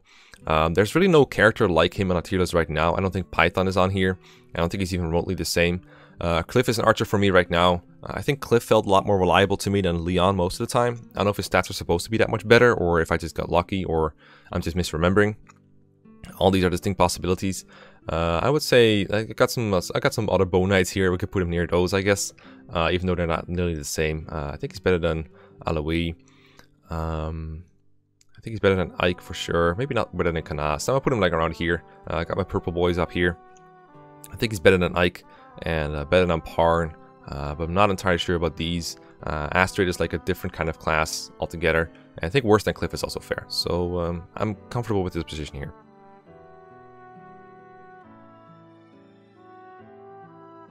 Next up, we have the three houses characters. We have Claude and Petra and Hubert and Byleth and Sedeth. So an interesting bunch, a diverse bunch, considering these are two people from foreign lands as well. So Claude, the first lord I ever played with in three houses, other than I guess Byleth. I picked the golden deer first, and I'm very proud of it. I still love the golden deer to death, and I won't lie, I'm a little bit biased towards Claude. So with bias out of the way, I think Claude is worse than Edelgard and Dimitri at fighting overall. Not by too much, but he has some things. He has some tools available that they don't, but their tools that are exclusive I think are overall better than his. But it doesn't mean his are bad. I still think he's a super good unit. So early on, Claude doesn't attack from one range unless you give him like another weapon, but he's generally best with bows. I found that he get close counter pretty quickly, even on maddening, so once that happens, it's kind of fixed and he can one-to-range stuff. And having curve shot off the bat is super nice in maddening especially. Enemies that cannot counter him are enemies that will not kill him, or like make him demand a heal from like Marianne or someone else who has the healing spells. So that makes him like a free chip every player faces, like with Python. He can do something almost every turn, like not just Python, but the other archer just tiered as well. Leon, there we go. That is super nice. Like early on in maddening, you're going to rely on bows a lot, and he's the best bow user. At least at first. Ignatz is there as well, but Claude's stats and everything else is just much better. His charm is really good, and he has a boon in authority, and that's also super nice on maddening, being able to use better gambits. Having access to that Blaze Battalion early on, I think it's the Leicester Knights, or the Church of Heroes Knights, one of those two things.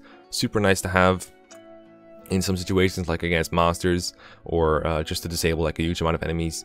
Having someone that can use C-rank battalions with high charm is just super nice to have as well. Diamond Axe, this is personal combat art when he when he gets his hidden talent in axes. I haven't found it really useful anywhere. Not that I put axes much on him to begin with. I just unlock the hidden talents so that he gets more experience in axes whenever I can, but other than that, I don't really find it that useful. I remember my first run, I trained him to Wyvern Rider in part 1, and he just gets a free Wyvern in part 2, and I just felt kind of cheated. But I still think it's worth it to train him to Wyvern in Maddening. Just Wyvern Rider, not Wyvern Lord, but just Wyvern Rider in part 1. Just so he can fly earlier, because Wyvern Rider is just a broken class, and being able to use bows on a Wyvern is still just super fine. And then this class in part 2 is just super powered. I love Claude in speedruns, normal mode speedruns, where he just gets a free auto level to level 20. So you avoid leveling him in part 1 at all, just so he gets more auto levels and gets higher stats, and it's just super great. His stats just become better than Byleth, even though Byleth has been used in all of part 1 and just took all the experience in normal mode. It's crazy how much he gets. Yeah, Claude is just super strong, and I love a Bowfarer Wyvern more than anything else. I love his personal combat art. It's like a better curve shot. I think it's like called Fallen Star. I think it just guarantees an avoid next turn, like at least one. That's super cool. He got some good tricks up his sleeve. But what makes him worse than Dimitri and Edelgard, I think, is Dimitri is like an enemy phase prodigy, whereas Edelgard is like a player phase one. And Claude doesn't have either of those tools. He doesn't kill everything or end chapters in a single turn usually. He still has Pass, which is super nice in part 2. His personal skill gets upgraded to giving him Pass, and that allows for some super cool clears. I haven't found Pass super useful in Bernadetta, but I've seen some cool things with Claude. He's responsible for clearing Hunting by Daybreak within a couple turns with almost no RNG, as long as you have like Dancer Marianne and Warpless City and some other tools. I made like a whole video talking about Hunting by Daybreak quick clears to skip that chapter, and Claude is a big part of the Golden Deer one. Is Claude an S tier? I don't know. I talked about it with Rengor before, and I vaguely remember him putting him in like A tier, whereas Edelgard and Dimitri were both in S tier. I could see the Claude in like an S minus tier personally. I would put him like around here somewhere, I think. As I said, notably worse, but still an S tier unit to me. I'm not saying you can't clear Manning without him, but Maddening on Golden Deer is going to involve a lot of use of Claude if you're going to make your life as easy as possible. And I still think it's a super fine unit to use. One of the only 3 houses units I'm comfortable putting in S tier. Most of them are kind of bundled up here. I do think Claude is a tier above them. But the 3 houses units in general are something that I need to go over at one point. As I said earlier, I plan to go over the tier list once it's like halfway finished or finished with a couple people that like specialize in certain games. And I definitely want to have someone like that's like good in 3 houses on to figure out this part here. So then we have Petra, one of the units that I recruited from another house in my first playthrough, and one of the units I like the most in 3 houses. I don't like her broken English as much as anymore as I used to, but I still just enjoy Petra as a character. I just think she's, I don't know, she's kind of adorable in a way, and kind of wholesome, and not like, it's not a whole lot of negative traits about Petra, you know. She's just, everyone just likes Petra, and for good reason, because she's a nice girl, and she's also pretty strong. One of the few units I think that can double reliably on maddening mode if you wanted to. I don't know if it's worth the investment, but if you give her enough speed boosts, I think she can get to a point where she doubles just about everything. And that can be wonderful. It can also be like whatever, because 3 houses really isn't an enemy phase based game on maddening. She has the perfect boons to go Wyvern Rider. She has like, I think there's a boon in bows and flying. Well, bows is not like a Wyvern boon, but it's still a good weapon type. So she's good at flying, she's good at axes, and I mean, she's neutral on lances, so that's still pretty nice. And she can do like a bunch of other classes too, because she's got like boons and everything. I think she doesn't actually have any negative things that she's like bad at, maybe magic, but who really cares? I think Petra's alright. Good speed and good like all-around stats, and being able to set yourself up for Wyvern pretty easily. I think that puts her like among the other 3 houses units basically. Not really notably worse or better than them. Like, I think she's worse than Felix overall stat-wise, and maybe Leonie as well. But I think other than that, they're fairly similar. I'm not comfortable putting either any of these like a tier up or a tier down. I don't think Felix is S tier, I don't think Petra is B tier. So right now they're just going to stick around. This is what we mean when we say 3 houses units all kind of feel the same. Even though they play somewhat differently depending on like what class you put them into, they can all do roughly the same things. I think Petra's personal skill is kind of garbage though. Like it's called like Hunter's Boon, I think, where she gets like extra crit if the enemy's below half HP. I've very rarely seen that being useful, only really against monsters, and even then it's not something you can rely upon. It's a nice occasional boost, like less useful than I think the Crest of Fraldarius, for example. I don't think it's that great. Alright, we have Hubert, Mr. Unexpected, only available in the Edelgard route.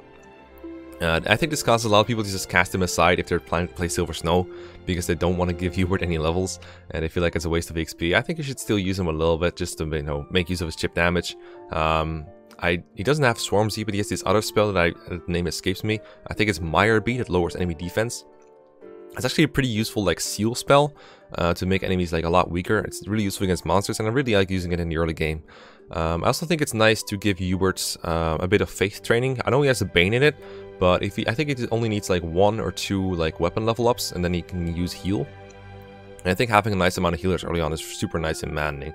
So I would definitely recommend you do that just for heal, and I just kind of stop there and focus on like I think authority and reason is just good for him. He's like the only dark mage in the game really, unless you like specifically focus someone on it, which I think is kind of cool. Like you can use it for like Lawrence and some other people. You can make dark mage set it if you want to. I know someone's gonna bring that up, but he is really the OG dark mage and in Crimson Flower, which is kind of funny because that group is like the only one that doesn't really have a dedicated like Death Knight killer, like Lysithea and Golden Deer, and someone like Sylvain with Nightmealer and Lance of Ruin. Crimson Flower is like a bit more difficulty getting the Death Knight kill, I think, at least early on. Like nowadays people know what you can do. You can probably do like Nightmealer Ferdinand or something, or like recruit Sylvain, get the Lance of Ruin and put on Ferdinand and use Nightmealer in that way. So there's probably still ways to get it. It's just kind of funny that the group that has the Dark Mage doesn't really have a good way to get the Dark Seal early on.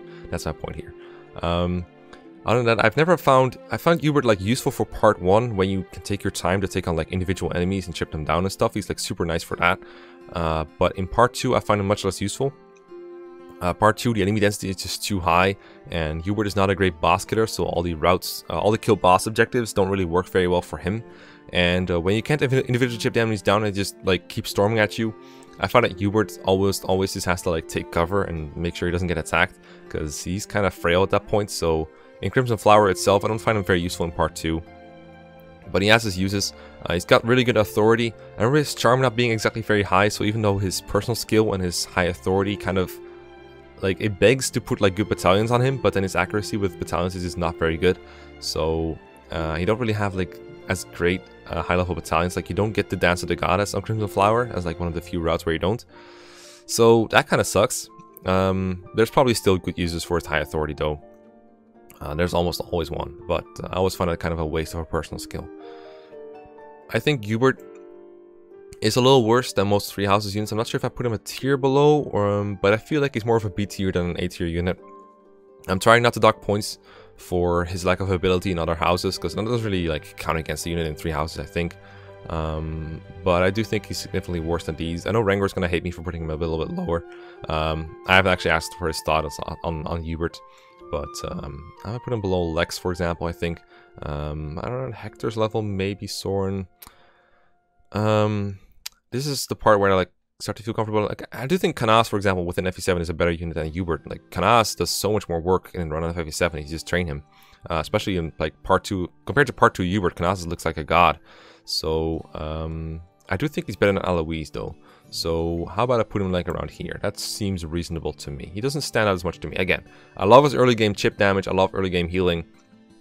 I think those are super cool, but overall, I don't think Hubert is as good. Alright, next up we have female Byleth, specifically submitted female Byleth. So this is definitely one of the best units in 3 houses, but it's such a weird unit. Sure, Byleth has some good pros, good boons and banes, like no real banes as far as I remember, and boons in like swords is okay, I guess. Personal class that you can just like turn into is actually better for her than all the boons she has. Like the enlightened one is pretty cool. It has sword fair. Some neat bases, the ability to heal if you want to. That stuff is all nice. I think what really sets Byleth apart is just good charm and good authority to you know, make use of some high good gambits and have good hit rates with them. Being able to support the entire cast is super helpful for getting high boosts from linked attacks and giving those to others. The Professor Experience thing, I don't remember if it's called Professor Experience with someone else, but whatever it is that gives other units adjacent to her extra XP is nice. It's not great, it only amounts to like a couple points every battle in maddening, but it is a thing, I guess. I think Sacred Power is like an okay skill, but I don't really get to use it very much when I play. But in theory, it's pretty good. It's like a part 2. Well, it's like when you master Enlightened 1 is when you get it. The big selling point for female Byleth, first of all, is like recruiting Sylvain. I'm not going to count that. The biggest selling point for like things that count is access to the Pegasus Knight class as a female in from level 10 onwards, whereas males have to wait for level 20 to become a Wyvern Rider.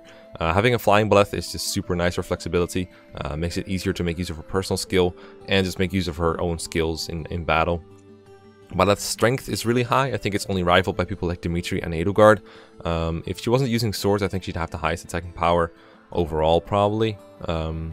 Maybe not. Edelgard would probably still be stronger. Dimitri would probably have Tempest Lance to beat her out, but she always stands out attack-wise. Like, her strength is pretty ridiculous. And then the biggest drawback to me for Byleth is the lack of ability to learn things through goals and to tutoring. So if you want to rush, let's say you want to train Bernadette as Lance rank to get Vengeance, you could just tutor her a bunch to prioritize it and accelerate it.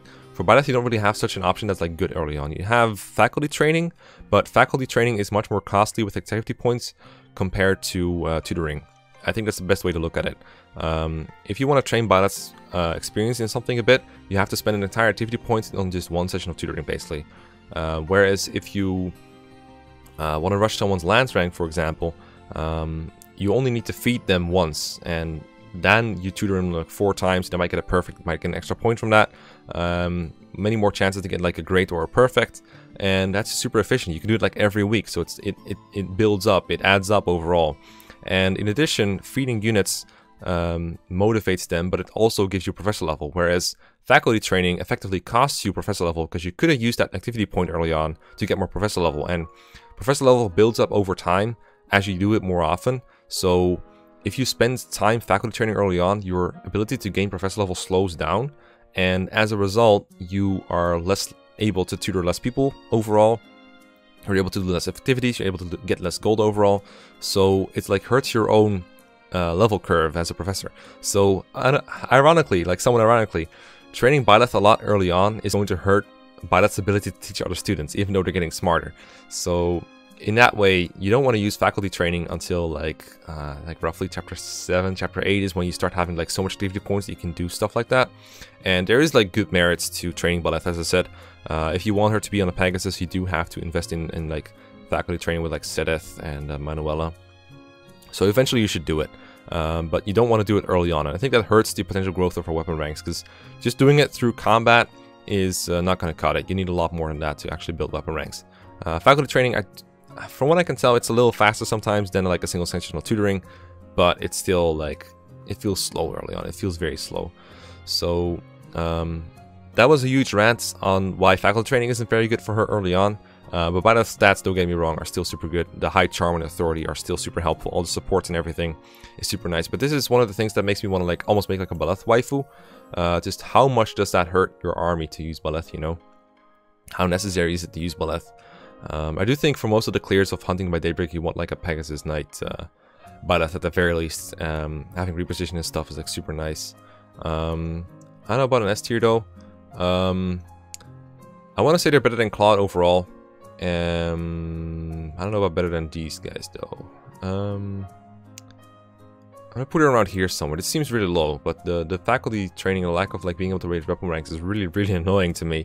And Byleth in part 2 doesn't have any of the tools I feel like that Dimitri and Edelgard have, for example. Byleth doesn't just clear maps by itself. Edelgard has the Raging Storm to just clear boss objectives. Dimitri has the enemy phase gambit stuff, and Byleth is like yeah, I can wind sweep. I can hit someone and they don't counter me, and that's about it really. That's about all she does. That's like a lot worse, I feel like. So maybe I'm underrating Byleth here. I think she's like super strong and fairly flexible overall, but there's something lacking. It's really just a raw strength and some durability advantages that she has over other units.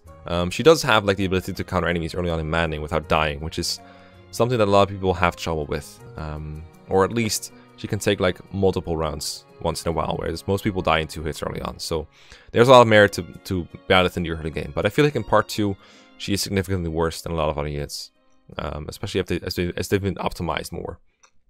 But again, faculty training could fix that, so maybe I'm just talking out of my ass here. I still think she's an S tier unit. I still put her up really high. It's just I think Dimitri and Edelgard both have more niches and are more useful overall.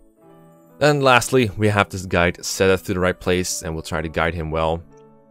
I used to kind of underrate Sedeth a little bit because, you know, there's a lot of wyverns in 3 houses. He doesn't stand out as much. But I forgot just how good his stats were in 3 houses. Like, when you're that useful in 0% growths, and when you have swift strikes that quickly, when you're that important to quick clear sometimes, I think we should give Sedeth another look here. I still think the lack of availability hurts a little bit.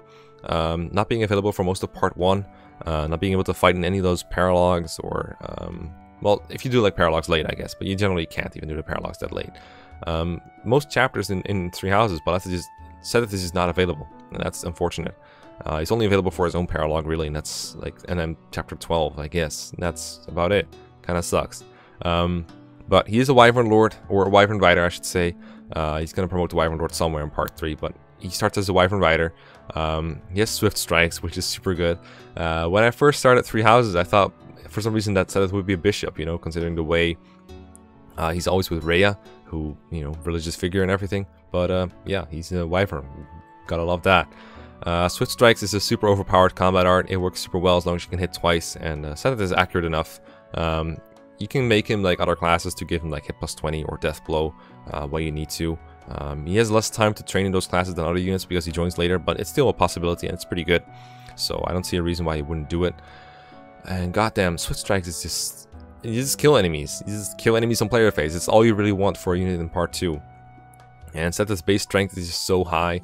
His authority is pretty good. I believe his charm is like pretty good enough to like get reliable hit rates, at least in Hunting by Daybreak. Another very important piece to Hunting by Daybreak clear, but this time on the Silver Snow route. But he's available on every route, except for Crimson Flower for obvious reasons. God, he's so strong. It's just the lack of availability that kind of hurts, I think. But I could put him over some of the students, some of the more mediocre students, I guess. Better than Felix. Like, it's so hard to compete with this availability, but like on our Licitia level, maybe a little higher. I don't know, man. This is a really hard unit to tier.